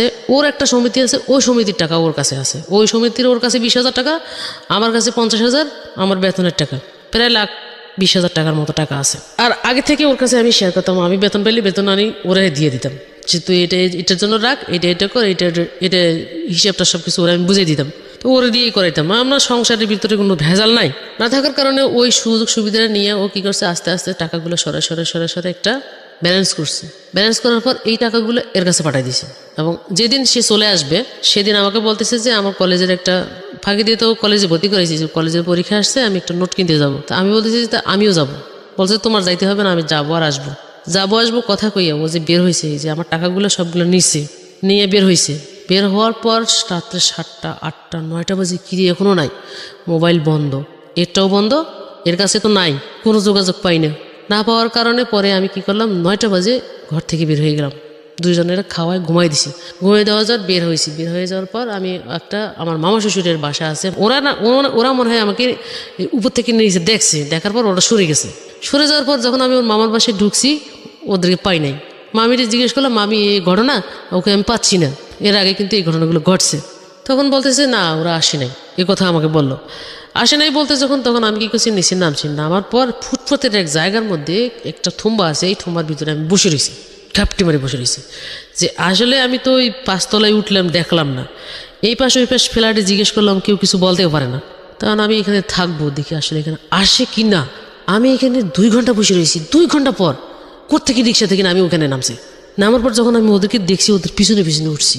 ওঠার পর ওইখানে কয়েকটা লোকের জড়ো করার পর আমি বলছি যে দেখেন এই ঘটনা, এটা কিন্তু এই সমস্যা হয়েছে, ওর মামা কিন্তু এই কাজগুলো করছে। লাস্ট পর্যন্ত এখানে ঘরের ভিতর ঢুকি ওর মামার সাথে কথা বলার পর লোকজন কথা বলতে বলতে এদিক দিয়ে ওরা দুজন কি করছে, নিচে নামছে। নিচে নামার পর আমি যে ওদেরকে ধরবো, মানে ধরতে পারতেছি না, সামনে গিয়ে একটা রিক্সার মধ্যে উঠে গেছে। উঠে যাওয়ার পর এখন এক রিক্সা ফলো করতে যায়, রিক্সাটা হারাই ফেলছি। এখন আবার ওই রিক্সার মধ্যে ঘুরতে ঘুরতে ঘুরতে ঘুরতে পড়ে যায়, পাইছে যখন তখন দুজনের ধরছি আমি, পুলিশ টুলিশ ডাকবো এরকম সিচুয়েশন একটা তৈরি করছি। করার পর ও কি করছে, আমার মানে এই মুখ বরাবর একটা লাথি মারছে, পায়ের মধ্যে জুতা ছিল। ওহো, লাথি যখন মারছে তখন আমি এক রিক্সা থেকে পড়ে গেছি। পড়ে যাওয়ার পর আরেক রিক্সা আমার গায়ের উপর দিয়ে চলে গেছে যখন, তখন তারপরও আমি ওই ব্যথা অনুভব না করে আবার নিজে উঠে দাঁড়াইছি। নামার পর ও আমার এইভাবে ধরছে, মানে পিছন দিয়ে ধরছে। ধরার পর এরকম একটা টুল ছিল রাস্তার মধ্যে পড়া, এই টুল দিয়ে ইচ্ছে মতো পিড়াই আমার পুরো চেহারাটা একবারে ডিসকালার করে দিছে। তো রাস্তার মধ্যে আর লোকজন ছিল না? রাস্তার ভিতর 9:30, 10:30, 11টা বাজে, লোকজন তখন কম। রাত্রেবেলা কম যখন, তখন ওই অবস্থায় আমার আর হুঁশ নাই। ওই অবস্থায় আমাকে ফেলাই দিছে না কি করছে আমি আর কিছু বলতে পারি না, ওইখানে ফেলাই রাখি চলে গেছে। ওখান থেকে ফুটপাতের এক দোকানদার আমার তুলে মেডিকেল ভর্তি করছে। ওই অবস্থায় আমাকে ফেলাই দিয়ে চলে গেছে, দুইজনে চলে গেছে। চলে যাওয়ার পর আমাকে যখন মেডিকেল ভর্তি করছে তখন আমার মোবাইলটা আমার কাছে ছিল। আর এদিকে ছেলেরা তো টেনশন করতেছে, আমাকে পাচ্ছে না। পরে ফোনে দিছে, ফোনে ওই ফুটপাতের দোকানদার যে ছিল উনি কল রিসিভ করছে, বলছে যে কে হয় তোমার? আমার আম্মু হয়। আমার আম্মু কোথায়? ওই তোমার আম্মু খুব অসুস্থ, অবস্থা খারাপ, আমরা মা শিশু হাসপাতালে ভর্তি করেছি। যখন ওখানে আমি 2 দিন থাকার পর আমার জ্ঞান ফিরছে। জ্ঞান ফেরার পর আমি আমার নিজের চেহারাতে দেখি এগুলো সব আমার ফাটা, মুখটুক সব। আর এই ঠোঁটগুলো ফুলে ফুলে এরকম হয়েছিল, ওই যে লাথি মারছে জুতা সহ এগুলো ফাটি গেছে। এই অবস্থায় তখন আমি খুব অসুস্থ। এখন আমি কি ওখান থেকে আসে অফিস করতে পারবো? এরপর অফিসে বাসায়, ওখান থেকে বের হয়ে বাসায় এসেছি। ওই টাকা পয়সা ইয়ারা মিট করে দিছে, বাইরের লোকজন যারা আমাকে ভর্তি করাইছে ওরা মিট করে দিয়ে আমাকে বাড়ি করছে। বাড়ি করার পর আমরা বাসা কোথায় কী বা কারা সব কিছু নিয়ে আমাকে বাসায় দিছে। তারপর বাসায় এসেছি। বাসায় এসে এখন আমি যে খাবো, রান্না করবো, টাকা পয়সা চালের কোনো কিছু নাই। তখন আমি অফিসে ফোন করে যোগাযোগ করে বলছি যে আমি আসলে শারীরিকভাবে খুব অসুস্থ, আমার প্যারালাইসিস হয়েছে, আমি তো ডিউটি করতে পারবো না, এখন আমার 3-4 মাস ছুটি লাগবে। কারণ ওই অবস্থায় আমি অফিসে যেতে পারতেছি না, আমার মুখ টুক কাটা, এখন ওরা অন্য মাইন্ড করবে। কারণ ফোনে যোগাযোগ করতেছি। এখন আমার ইনচার্জ আমাকে বলতেছে যে তুমি অফিসে না আসলে তোমার লিভ আমরা কীভাবে দিব? তোমাকে তো দেখতে হবে, ডাক্তার দেখবে, তারপর না তোমাকে লিভ দিবে। কারণ তুমি এভাবে থাকলে তো তোমার চাকরি থাকবে না বলছে যখন, তখন আমি কি করলাম, কোনো রকম মুখ টুক ঢাকি এখন দিদির সাথে শেয়ার না করলে আমি এটা পারতেছি না, এটা তো গোপন রাখতে পারতেছি না। আর সেই দিদির সাথে কথাটা শেয়ার করলাম, দিদি ঘটছে। উনি কী করছে, আমাকে মেডিকেল নিয়ে 3 মাসের ছুটির ব্যবস্থা করে দিছে আমার ফিটনেস অনুযায়ী। যে 3 মাসে আমি চাকরি করলাম না, 3 মাসে যে আমার মেডিকেল লিভের বেতন তো আমি কয় টাকা পাবো? বেতন পাইতাম 14,500 টাকা। এখান থেকে আমি ওভারটাইম করলে না 14,500 টাকা পাবো। আর ধরা বেতন যেটা 12,000 পাবো। এই 12,000 টাকা থেকে আমাকে হাফ বেতন দিবে 6,000 টাকা। এই 6,000 টাকায় কি আমার এই 3 মাস সংসার চলবে? 2টা বাচ্চা নিয়ে। তারপরে আমি কি করলাম, মোবাইল ফোনের মাধ্যমে ওর সাথে যোগাযোগ করতে চাচ্ছি যে যা করার করছো, আমি সব কিছু মানিয়ে নিলাম। এখন তো আমার ছেলে দুটো মানুষ করতে হবে, পড়ালেখা করতে হবে, খাওয়া থাকা সব কিছু মিলে টাকা পয়সা দাও। টাকা পয়সা দিবে না, কোনো কিছু দিবে না। না দেওয়ার পর আমি 3-4 মাস ওর সাথে এই যোগাযোগ অবস্থায় থাকলাম, কোনো টাকা পয়সা কোনোভাবে নিতে পারলাম না। এমনও দিন গেছে আমরা 3-4 দিন না খাই রয়েছি। ওই সময়টা 3 মাস অনেক কষ্ট গেছে। সামনের এক দোকানদারও বুঝতে পারছে, বুঝার পর উনি আমার 3 মাসের বাজার খরচ আমার ঘরের ভিতর দিয়ে গেছে। এর ফাঁকে দিয়ে আমি সুস্থ হয়ে কোনো রকম আস্তে 3 মাস পর আমি চাকরিটা স্টার্ট করি। আমার 3 মাসে 3 মাস 15,000 টাকার রুম ভাড়া বাকি হয়ে গেছে। এখন আমি কি ছেলে পড়ালেখা করাবো, না খাবো, না চলবো, কোন দিকে যাব? লাস্ট পর্যন্ত ছেলেরে বললাম তোর আব্বুর সাথে যোগাযোগ কর। মোবাইল করছে, কয় কে তুমি? কাউরে চিনি না। কয় আমি তোমার ছেলে বলছি। কয় আমার কোনো ছেলে নাই। টোটালি এসে অস্বীকার করছে। আমি এখন কি করব? ওইখানকার 13-14,000 টাকা দিয়েও আমার সংসার চলবে না। পরে আমি আবার চাকরি চেঞ্জ করার সিদ্ধান্ত নেওয়ার পর ওই 3 মাস আমার খুব কষ্ট গেছে, যেটা আমি কাউকে বলতে পারবো না। আমার অসুস্থ চিকিৎসার টাকা নেই, আমার খাওয়ার টাকা নেই, আমার ঘর ভাড়ার টাকা নেই, কোনো কিছু নেই আমার কাছে। এরপর ওই এলাকার মানুষ যতটুকু পারছে আমাকে সহযোগিতা করছে। পাশের রুমের ভাবি যতটুকু পারছে আমাকে সহযোগিতা করছে। আপনি পুলিশের কাছে যাননি কেন ওই সময়টাতে? এখন আমি নিজে খাইতে পারি না, পুলিশের কাছে গেলে আমার থেকে টাকা চাইবো, আমি টাকা কোথেকে দিব? মামলা করতে গেলে আমার কাছে টাকা চাইবো, আমি টাকা কোথেকে দেবো? আমার তো নিজের খাওয়ারের কিছু নাই। অফিসে আসি, আমার ম্যানেজারকে বলছি আমি তো এখানে 5 বছর হয়েছি চাকরি করছি, আমার টাকা পয়সার সমস্যা আছে, আমি রিজেন দিয়ে আমার যে ফান্ডের টাকাগুলো আছে ওগুলো আমার দিয়ে দেন, দরকার হলে আপনি আমাকে রিজয়েন করেন। উনি বলতেছে এরকম সিস্টেম নেই, আমরা এটা করতে পারবো না। সিস্টেম আছে কিন্তু ওনারা করতেছে না, মানে আমাকে ছাড়তে চাচ্ছে না। আমার কাজের জন্য আমাকে সাথে সাথে কিন্তু আমাকে টাকাটা দিবে না। পরে ওই আমার ইনচার্জ বললো যে আমরা তোমাকে সবাই মিলে একটা সহযোগিতা করি, আপাতত তুমি এটি দিয়ে চলো। ওরা সবাই কী করছে, সবাই ভিতরে ভিতরে টাকা কালেকশন করছে। টাকা কালেকশন করে ওরা আমাকে 10,000 টাকা দিয়েছে। 10,000 টাকা ও দেওয়ার পর এদিকে জমিদার বাড়িওয়ালা বুঝতে পারতেছে যে আমার তো আর কিছু নাই, আমি অথবা রুম ভাড়া না দিয়ে যদি পালাই যাই তখন আমার কই পাইব। বাসা ভাড়ার জন্য প্রেশার দেওয়া শুরু করে দিয়েছে। এরা এদিক সেদিক অনেকজন অনেক কিছু বলতেছে। তখন আমি বলছি যে আমার একটু সময় দেন, আমি আপনার টাকাটা ব্যবস্থা করে দেব। পরে ওখান থেকে 10,000 টাকা দিচ্ছি। 10,000 টাকা আমি রুম ভাড়ার টাকাটা দিয়ে দিচ্ছি, আরও 5,000 টাকা পাও না, আবার রানিং ভাড়ার টাকা তখন আমি এদিকে হাল ছাড়ি দিনের চেষ্টা করতেছি যে একটা সমাধান করে কিনা বা একটা করে কিনা। না করার পর তখন আমি আবারও ওদের বাড়িতে যোগাযোগ করলাম। সব কিছু আমরা এত ভাগি বললে চলবে না, আমাকে এখন সপ্তাহে দাঁড়াইতে নিজে নিজে করতে হবে। এখন ওর আশা বাদ, ওর দিকে বাদ দিয়ে অফিসে যাওয়া শুরু করি। পরের মাসে বেতন পেলাম, মানে 8,500 টাকা অ্যাবসেন্ট করার পর। এই টাকা দিয়ে রুম ভাড়ার টাকাটা দিয়ে দিছি। এদিকে স্কুলের বেতন, প্রাইভেটের বেতন সব কিছু মিলে দেওয়ার পর আমার খাওয়ার টাকা নাই। বললাম যে আপনি আমাকে দোকানে 2 মাস বাকি খরচ চালান, আমি অন্য একটা চাকরির ব্যবস্থা করতেছি, যদি বাড়তি বেতন পাই টাকাটা আপনার একবারে দিয়ে দিব, সমস্যা তো আমার একসাথে থাকবে না। এখন সমাপনী পরীক্ষা দিয়েছি, পরীক্ষা দেওয়ার পর রেজাল্ট বেরিয়েছে, A+ হয়েছে। এখন পরবর্তী টাইমে ছেলেটি 6 ভর্তি করাবো, আমার তো টাকা লাগবে, 6 দিব কোথায়? আমি এখন ওই সময়ের মধ্যে ছেলের মাথায় একটা টেনশন ঢুকে গেছে। তখনও আমি বললাম যে আব্বু আমি আসি তোমাদের পাশে, আমি তো তোমাদেরকে সারি কোথাও কোনো কিছু করবো না। কারণ বাবা, ওরা মনে করে বাবা তো বিয়ে করছে, মাও যদি অন্যদিকে কারোর সাথে চলে যায় আমাদের অবস্থান কোথায় যাবে, কি হবে? তখন ওকে বুঝাই সুঝে বললো যে তুমি পড়ালেখা করো, আমি তোমার সাপোর্ট দিব, আমি তোমাকে টাকা দিতে পারবো কিন্তু সময় দিতে পারবো না, এখন তোমরা তোমাদের মতো করে তৈরি হও। বলার পর এই ছেলে কী করলো, আমাদের গার্মেন্টসের ভিতরে চাকরি করি, ওখান থেকে আমার একটা কমিশন আসছে। যখন ওখানে সবার বেতন আসে, ভর্তির বেতন 10,000 টাকা, আমার থেকে নিবি 7,000 টাকা, 3,000 টাকা আমি ওখান থেকে ছাড় পাবো। আর মাসিক বেতন আছে 850 টাকা, ওখান থেকে আমি 375 টাকা বেতন দেবো মাসিক, ওখান থেকে ছাড় পাবো। তো এটার জন্য করতে হবে আমার ওখানকার অফিসের একটা প্রত্যয়নপত্র আছে, ওইটা এই সাইড থেকে সিল করে লিখিত দিয়ে ওই অফিসের কাগজটা ওই স্কুলে জমা দিতে হয়, তাহলে ওই টাকাগুলো থেকে আমি ছাড় পাই। তা আমার একটা সুবিধা যেহেতু আছে, সেহেতু একটা ব্যবস্থা হবেই। যখন তখন ছেলেরা বললাম, ছেলে ওখানে রিটার্ন পরীক্ষা দিতে হবে, রিটার্ন পরীক্ষা টিকলে নিবে না টিকলে নিবে না। তো রিটার্ন পরীক্ষাতে কোনো রকম কষ্ট করে ওকে শো করাইলাম, শো করানোর পর রিটার্ন পরীক্ষা টিকলো না টিকার কারণে আমি কইছি যে স্কুল ভালো, পড়ালেখা ভালো, কারণ আমি কইছি যে নাম করা একটা স্কুল থেকে যেন আমার ছেলেপিলে পড়ালেখা করে বাইরে হইতে পারে, এরকম সাহস একটা নিয়েছি, পদক্ষেপ নিয়েছি। এখন এর পরিবর্তে যদি আমার খারাপ কাজও করতে হয় আমি করব, এরকম একটা সাহস নিয়েছি। নেওয়ার পর আমি কি করলাম, ওখানে এই জিএমের সাথে যোগাযোগ করার পর বলতেছে যে আসলে সময়টা, মানে 2 দিন আগে যদি আসতেন তাহলে আমি এটা করে দিতে পারতাম, আপনি আপাতত 1 বছরটা লস করেন, পরের বছরে আপনি দেন। আমি কোনো লস করতে পারবো না, বয়স তো কমবে না, বাড়বে। তখন আমি কী করলাম, পাশের একটা বেগমজান স্কুল আছে, ওই স্কুলের মধ্যে আমি 6-এ ভর্তি করাইলাম। ভর্তি করানোর পর ওই বছরটা ওখানে চললো, মানে খুব টানাটানি কষ্টের ভিতরে আমার বছরটা চলছে, খুব কষ্টের ভিতরে চলছে। খাই না খাই আমি ওই সময় যে ওদের একটা বাড়তি সময় খাওয়ার দেওয়ার সময় শারীরিক ফিটনেস ঠিক রাখার জন্য একটা খাবার দাবারের ব্যবস্থা ওই রকম কিছু নাই। ওই ফিটনেসটা আমি এখনও আর আনতে পারতেছি না, যদিও হাজারে খাওয়াই। দিন ওরাও শুকিয়ে যায়, আমিও শুকিয়ে যাই, এই অবস্থা। লাস্ট পর্যন্ত এই টাকায় সংসার চলে না। তখন আমি আমার ম্যানেজারের কাছে বললাম, স্যার আমার তো সমস্যা, আমি চাকরিটা করতে পারবো না, দরকার হয় আপনি আমাকে প্রমোশন দেন, না হলে আমার এই ফান্ডের টাকাটা দেন। তখন ওই একটা লাইন চেঞ্জ করে আরেকটা লাইনে গেছি, ওখানে একটা মেয়ে ছিল, ও কী করছে, ওই টাকার বেতন পোষায় না বিধে, ওর এরকম সময়ের একটা ছিল, হাজব্যান্ড দ্বিতীয় বিয়ে করছে, ও কী করছে, এই ফ্যাক্টরি চেঞ্জ করে আরেকটা জায়গায় গেছে। ওইখানে গিয়ে ওর কথা মনে পড়ে আমি ওর কাছে একটা কল করছি। কল দেওয়ার পর আমি বলছি যে আমার এরকম চাকরি লাগবে, তুমি তো জানো সমস্যা, আমি এইটাকে গুলাইতে পারি না। কয় আচ্ছা তুমি সন্ধ্যার দিকে আমার সাথে দেখা করো, দেখা করলে আমি ডিটেলস তোমাকে বলবো। তো ওই জায়গায় স্যারের সাথে আমার জন্য কথা বলছে। তো উনি পরের দিন সকালবেলা আমাকে দেখা করতে বলছে। পরে এই যে ঘাটতিটা পূরণ করতে করতে আমার এদিকে 50,000 টাকা আমি ঋণের মধ্যে এখনও আসি। এখন এই ঋণটা কীভাবে পরিশোধ করবো? পরে ওখান থেকে ওর সাথে যোগাযোগ করে সন্ধ্যার দিকে ওর সাথে দেখা করলাম। দেখা করার পর কথা বলার পর বলছে যে তুমি কালকে সকালবেলা অমুক ফ্যাক্টরির গেটের সামনে আসো। আমাকে লোকেশন দিয়ে দিল।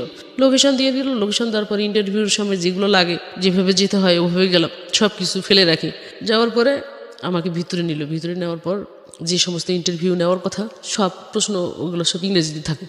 আমার লেভেল অনুযায়ী যে দরকার। উনি আমাকে প্রশ্নগুলো করলো, প্রশ্ন আমি উত্তর দিলাম। দেওয়ার পর আমাকে মৌখিকভাবে কিছু জিজ্ঞেস করার পর বলছে তোমার বেতন দিবা 16,000 টাকা, প্লাস তুমি এখান থেকে ওভার টাইম পাবা। যেখানে আমি এখানে সব কিছু মিলে পাইছি 14-15,000 টাকা, তাহলে ওখানে যদি আমাকে 16,000 টাকা দেয় আবার ওভার টাইম দিবে, তাহলে আমার 1 ঘন্টার দাম পড়তেছে 120 টাকা। তাহলে এখানে আমি 4 ঘন্টা ওভার টাইম পেলে আমি 20-এর পার হয়ে যাব। তাহলে আমার এই টাকাটাই সংসারটা ভালো চলবে। চিন্তা ভাবনা করে আমি কি স্যার আমার যদি 2,000 টাকা বাড়ায় দিতে পারেন আমার জন্য খুব ভালো হয়। তো রিকোয়েস্ট করলাম, বলছে যে না আমি আর এর থেকে বাইরে যেতে পারবো না, তোমার এটা ধরাই দিছি, তোমার ভালো লাগলে কালকে আসবা, আর যদি না ভালো লাগে তাহলে আসবা না। এই কথা বলে উনি আমাকে পাঠিয়ে দিল। পাঠিয়ে দেওয়ার পর বাসায় এসে চিন্তা করতেছি যে নতুন জায়গায় একটা সেটেল হওয়া কিন্তু অনেক টাফ। এখন এখানে আমাকে যতজন চিনে ওখানে কিন্তু ততজন আমাকে চিনে না। এখন নতুন করে ওদের সাথে ওদের ভিতরে ঢুকতে গেলে আমার অনেক কষ্ট হবে। পরে আমি কি করলাম, চিন্তা করে যত কষ্ট হোক আমার টাকাটার দরকার। এখন এখানে আসি কি করলাম, আমি এই অফিসে ডিউটি শুরু করলাম। পরের দিন থেকে আমাকে নিয়োগ টিয়োগ দিয়ে সব কিছু করলো। এখন অলরেডি আমি ওখানে চাকরি সারি নাই, তখন ডিউটি শুরু করলাম। আমি ভাবতেছি যে এখানে যদি আমি না টিকতে পারি তাহলে আমি আবার আগের জায়গায় চলে যাবো। তখন কি করলাম, মনে মনে চিন্তা করতেছি যেভাবে হোক আমাকে টিকতে হবে। যখন আমি কাজ শুরু করি আমাকে শুধু টর্চারিং করে। ওখানকার ডিরেক্টর আছে, আমাকে উল্টোপাল্টা প্রশ্ন করে, যেটা আমি জানি না সেটা প্রশ্ন করে, কিন্তু আমি উপস্থিত বুদ্ধিটা আমার বেশি, এটা আমি বুঝি যেটা আমি কোন দিক দিয়ে কভার করতে পারবো। ওই উপস্থিত বুদ্ধি দিয়ে আমি ওটাকে ম্যানেজ করে ফেলতাম। তখন ওদের ওই সমস্ত ফ্যাক্টরির ভিতরে নিজস্ব বাইরের কোনো অর্ডার নাই। আমি যে সেক্টরটা আসি সমস্ত মূলত আমি জ্যাকেটের জন্য অনেক ফিট এবং জ্যাকেটের জন্য ভালো কাজ করি, তো জ্যাকেট তৈরি করি। তো জ্যাকেট এটা অন্য একটা কোম্পানির থেকে সাবকন্ট্রাক্ট হিসেবে কাজ করে। তো তখন ওই কাজ করতে করতে আমি ওদের সাথে মিশা শুরু করে দিলাম। এখন আমি বলতেছি যে একজন আছে, একজন তো পাইছি আমার সাথে ছিল আগের ফ্যাক্টরিতে, আরও 2-3 জন আনলে মনে হয় আমি টিকতে পারবো। আস্তে আস্তে কী করলাম, সুপারভাইজার লেভেল যেগুলো সুইংয়ের জন্য কাজ করে, যারা সেলাই করে তাদেরকে নেওয়া শুরু করি। ওখানে আমি লাইন সেটিং করা শুরু করলাম। সেটিং করতে করতে আমি 5টা লাইন সেটিং করছি। সেটিং করার পর ওখানকার ম্যানেজার, ডাইরেক্টর, জিএম চিনে আছে, ওনারা আমার কাজে খুব খুশি হয়ে গেছে। খুশি হয়ে যাওয়ার পর এখন আমি ওখানে চাকরি করা অবস্থায় চাকরি করতে করতে এখন আমি নিজের মতো করেই চালাইতে পারতেছি, নিতে পারতেছি। কিন্তু আসলে ওই মূলত ওইখানে ফ্লোর হয়েছে একটাতে ওটাই চলে, আর বাকি সমস্ত ফ্লোর যেগুলো আছে একটা বিল্ডিংয়ের ভিতরে, ওখানে স্কুল ব্যাগ, তারপর যে আর্মিদের তাবু, পোশাক যে কতগুলো বানায় এগুলো, এই সমস্ত জিনিসগুলো, স্লিপিং ব্যাগ যেগুলো শীতের দেশে ওই যে ভিতরে ঘুমায় এগুলো তৈরি হয়। তো আমি বলতেছি যে আমি একটা কাজে পড়ে থাকবো না, আমার সব কাজ শেখার দরকার আছে। সব কাজ শিখলে আমি কোনো জায়গায় আটকায় থাকতে পারবো না। তো ওদের সাথে আমি কাজের পাশাপাশি এই কাজগুলো শিখে ফেলার পর যখন আমি ওখানে বেতনটা মোটামুটি ভালো পাইলাম, প্রথম মাসে বেতন পাইছি 22,000 টাকা। 22,000 টাকার বেতন দিয়ে আমি ওই ঋণগুলোর মধ্যে আস্তে আস্তে দেওয়া শুরু করলাম। তা আস্তে আস্তে দেওয়া শুরু করতে করতে ঋণগুলো দিতে আমার 1 বছর গেছে। 1 বছরে মোটামুটি ক্লিয়ার হয়ে গেছি। এখন আমি যে পরবর্তীতে আবার ভর্তি করাবো 2টা ছেলে, একটা 6-এ একটা 7-এ।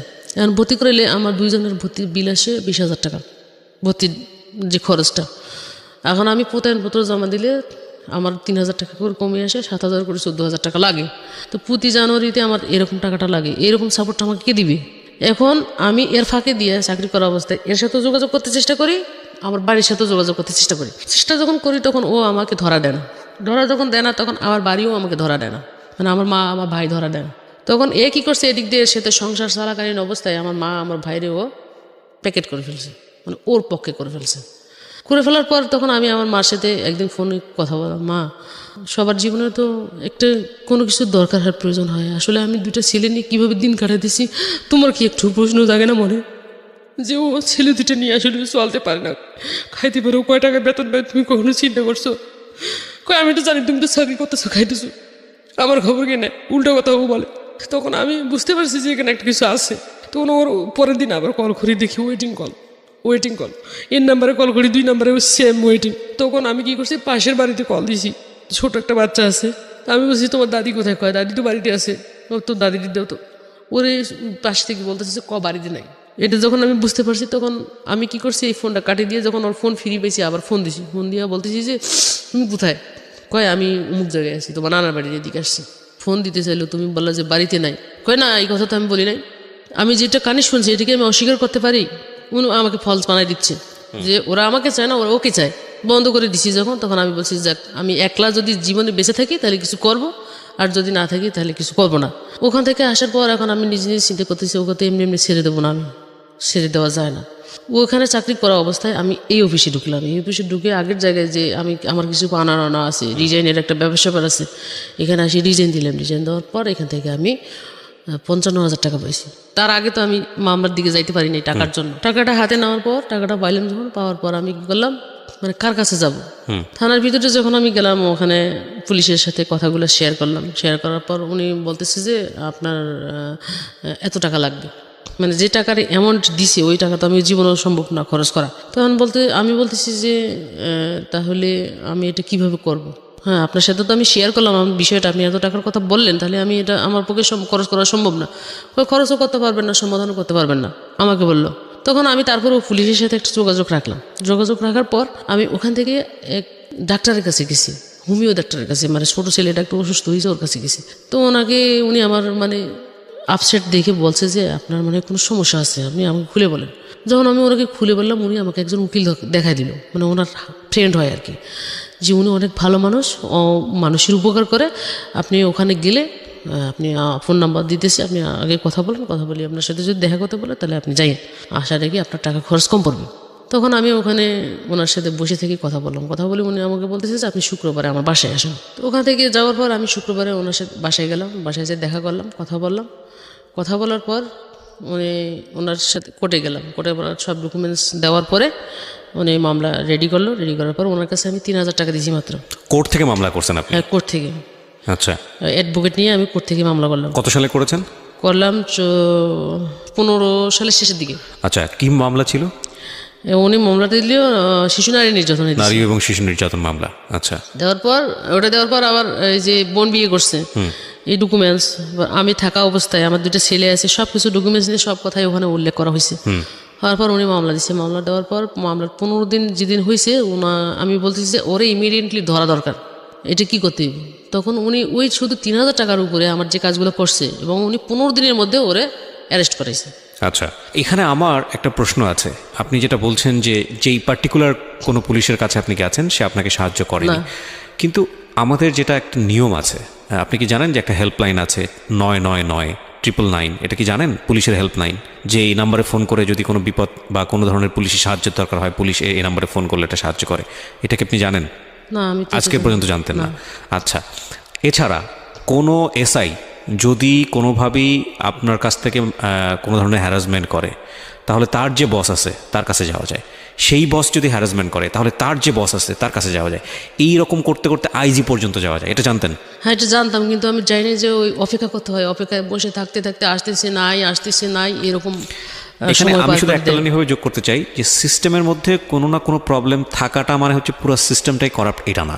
হ্যাঁ, সেবাটা আমাদের পাওয়া অধিকার, সেবাটা পাওয়া আমাদের অধিকার, সেবাটা পাই না। কিন্তু এই যে ইনফরমেশনটা, এটা যদি আপনার জানা থাকতো, তাহলে হয়তো এই হ্যারাসমেন্ট আপনি পড়তেন না। আপনি যদি 999 ফোন করে ওই পুলিশের এগেনিস্টে যদি আপনি অভিযোগ করতেন, হ্যাঁ, বা পুলিশের এগেনিস্টে কীভাবে অভিযোগ করা যায় সেই জায়গাগুলো যদি আপনার জানা থাকতো, আপনি যদি তাকে বলতেন যে আমি একজন মানবাধিকার কর্মী হিসেবে কাজ করেছি, আমি এটা করেছি ওটা করেছি। নারী এবং শিশু নির্যাতন মামলা কিন্তু শুধু থানায় গিয়ে যে করতে হবে তা কিন্তু না, কোর্টেও করা যায়। আপনি কোর্টেই করেছেন। এছাড়াও মানবাধিকার সংস্থাতে গিয়ে আপনি যদি কমপ্লেনটা লিপিবদ্ধ করতেন, তারাই আপনার হয়ে স্টেপ নিত।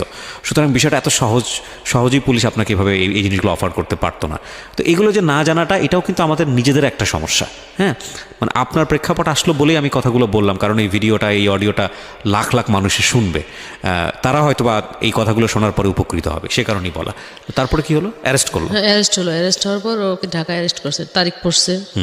মামলার তারিখের পরে ওই দিন আমার ওর সাথে দেখা হইলো, কোর্টে দেখা হওয়ার পর ও মামলা বলছে যে আমি তো ওকে ডিভোর্স করি নাই, আমি ওকেও রাখবো ভরণ পোষণ দিব, দুইজনেই আমার স্ত্রী।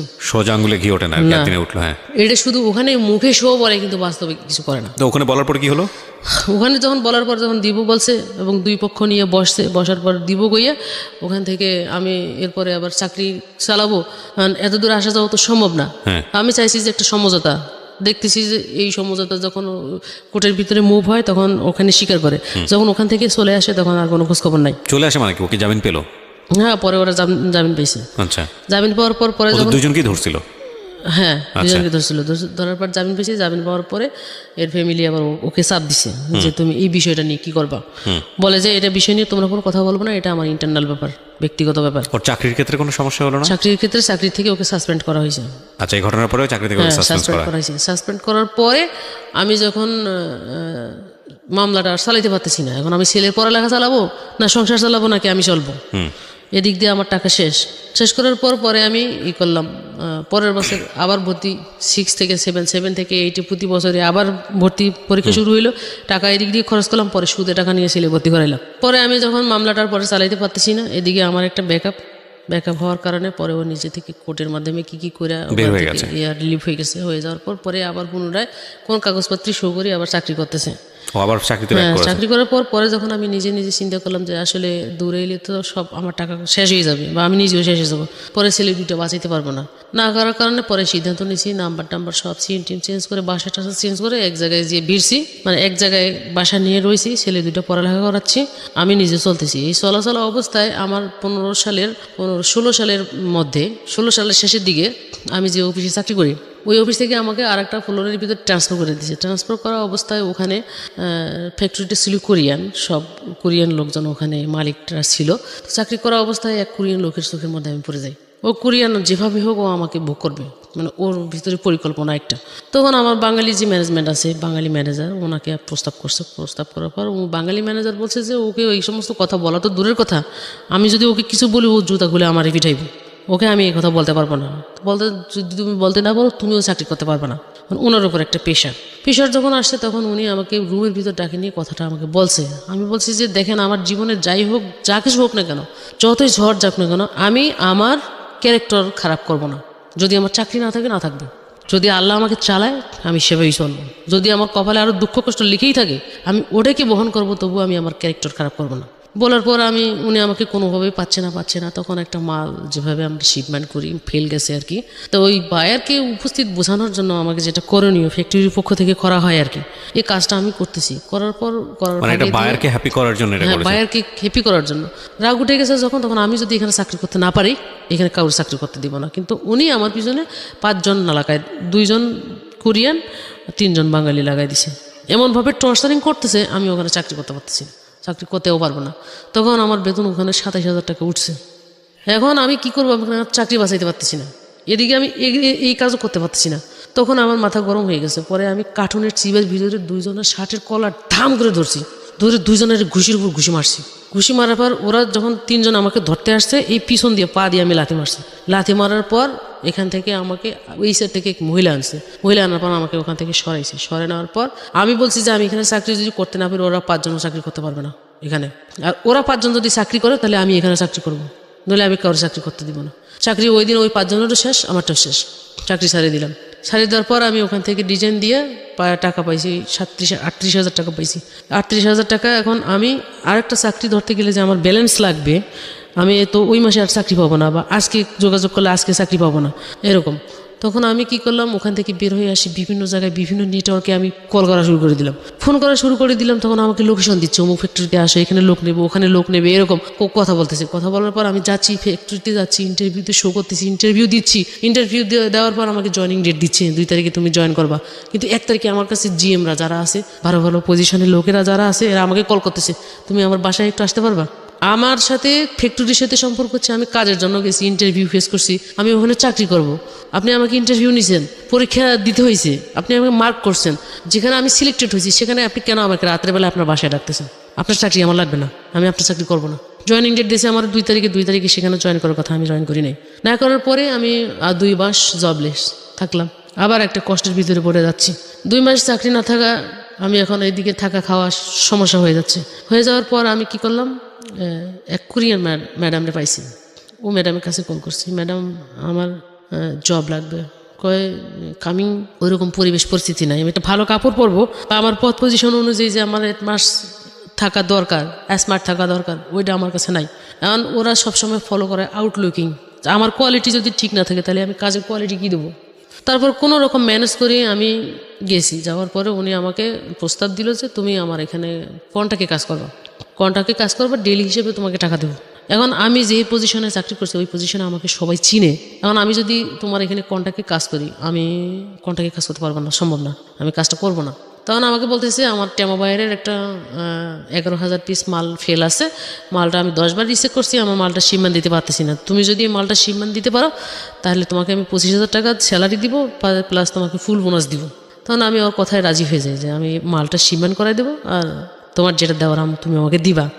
চিবি তখন আমি ওখানে জমা দিলাম। জমা দেওয়ার পর ওই দিন থেকে আমি ওখানে কাজ স্টার্টিং করলাম। স্টার্টিং করার পর আমি 4 দিনে কাজটা ওকে করে 5 দিনের দিনে ওর শিপমেন্ট আমি ওকে করাইলাম। ওকে করার পর উনি আমাকে 25,000 টাকা বেতন ধরাইলো আর দিল, মানে ওই রোজার মাসের 10 দিন আগে আমি জয়েন করছি।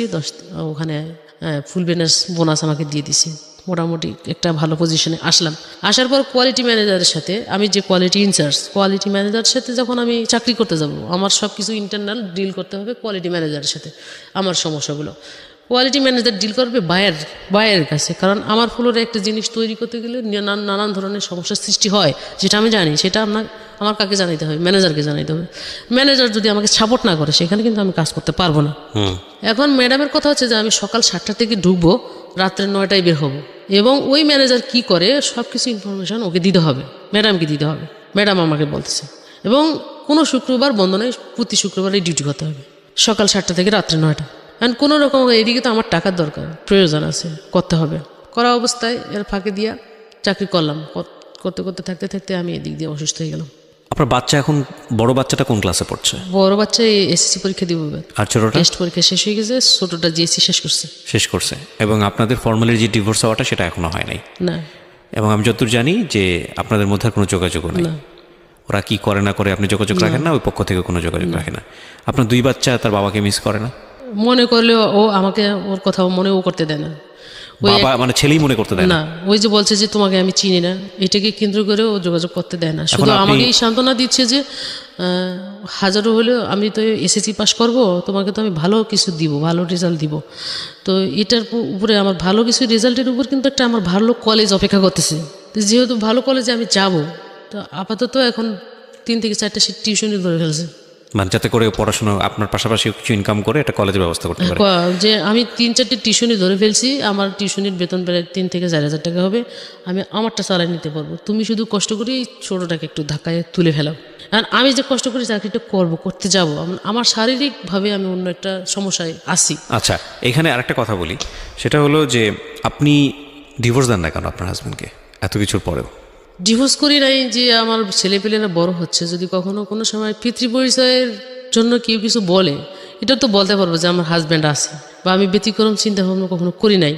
যদি আমি কখনো করতে যাইতাম ব্যতিক্রম চিন্তা ভাবনা যে আমি আর একটা বিয়ে করব, তাহলে আপনি করতেনই, কারণ অনেক তাহলে এটা করতাম। যে বিয়ে করার চিন্তা ভাবনা কেন করি নাই, যে যাকে এত ভালোবেসে এক কাপড়ে যার কাছ থেকে পালাই চলে আসি, মানে নিজের ওর উপর ভরসা করে চ্যালেঞ্জ করে সংসার জীবনে ঝুঁকি নিছি, সেই আমাকে সেরে চলে গেছে।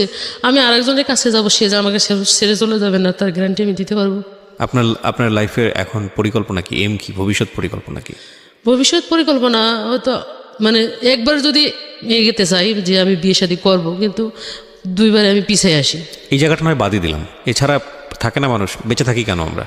আপনার যদি বলি যে সুখের জায়গা কোনটা, মানে আস্থার জায়গাটা কোনটা, যেই ভবিষ্যৎটা চিন্তা করে আপনি এখনো শক্তি পান, সেই জায়গাটা কোনটা? ভবিষ্যৎটা চিন্তা করি যে আমার শুধু ছেলে 2টোর উপর ভবিষ্যৎ চিন্তা করি, আর কিছু না, আর কোনো কিছু চিন্তা করার মতো কিছু নেই। নিজের পরিবারের আমি এ পর্যন্ত যতজনের, আমার মা, বাবা, ভাই, বোন, স্বামী, বন্ধু বান্ধব সব থেকে শুরু করে আমি কখনো কারো কোনো ক্ষতি করি নাই, বরং নিজের টাকা পয়সা শ্রম সব কিছু দিয়ে উপকার করছি। কিন্তু যখন আমি বিপদে পড়ছি, তাদের কাছে কল করছি, সবাই আমার থেকে সরে চলে গেছে। এটাই আমার থেকে জীবনে বড় দুঃখ এবং বড় কষ্ট। তো মনে হয় না যে সবচেয়ে কাছের মানুষ মা, সে থাকলো না, আপনি যদি বলেন ভাই, সেও নাই, তো রক্তের সম্পর্কের মানুষগুলোই তো আপনার কাছে থাকেনি, অত সেই ফ্যামিলিকে আপনি টেনে তোলার জন্য আপনি কি করেন নাই? সবই করছেন। সব করছি। তাহলে আপনার সন্তানরাও যদি বড় হয়ে আপনাকে কষ্টটা দেয়, তখন কি করবেন? এই যে কষ্ট ছাড়া তো এর থেকে আর বেশি কিছু নাই। এখন আমি কার উপর ডিপেন্ডেন্ট করে আর একটা জীবনের সাথে জড়াবো যে সে আমাকে ভালোবাসবে বা ভালোবাসা দিবে? আমি সত্যি বলতে আমি প্রকৃত ভালোবাসা আমি কারো থেকে পাই নাই। আমার ভিতর কাঁদে যে আমি একটা ভালো মানুষ পাবো বা কাউকে ভালোবাসবো, কেউ আমাকে আমার মতো করে ভালোবাসবে, এটার জন্য আমি খুব মিস করি। এখানে আজকের এই গল্পটা না, মানে 2 দিক থেকে খুব গুরুত্বপূর্ণ। একটা হচ্ছে যে একটা মেয়ে, আমাদের সমাজের একটা নারী কতটা ফাইট করে দেখেন, কন্যা থাকা অবস্থায়, জায়া থাকা অবস্থায় এবং জননী থাকা অবস্থায়। এই ভদ্রমহিলা রাইট নাও 36 ইয়ার্স, যদি ভুল না বলে থাকি, 36 বছরই তো বলেছিলেন প্রথম দিকে। 36 বছর বয়সে তার জীবনে পাওয়া বলতে কিছুই নাই এই দুইটা সন্তান ছাড়া। এবং এই দুটো সন্তানের, আমি যে বললাম না, দুটো অ্যাঙ্গেলের গল্প আজকে, সেটা হচ্ছে যে আপনি নারীদেরকে কেন বেশি করে সম্মান করবেন সেটা জানা দরকার। এই মহিলাটা কিচ্ছু চায় না, কষ্ট করে শুধু রুটি রুজি দিয়ে তার দুটো সন্তানকে মানুষ করবে, সেখানেও কত প্রতিবন্ধকতা, এবং এই জন্য এদেরকে বেশি বেশি সম্মান করা উচিত। আর আরেকটা জায়গা, যে জায়গাটা হচ্ছে হলো এনার দুই সন্তান। এই দুই সন্তানকে আজকের এই গল্পটা, আমি জানি না আপনার সন্তানকে আপনি কখনো এগুলো বিস্তারিত বলেছেন, কখনো কাছে বসিয়ে বলা হয়েছে, সেই সুযোগটা পেয়েছেন?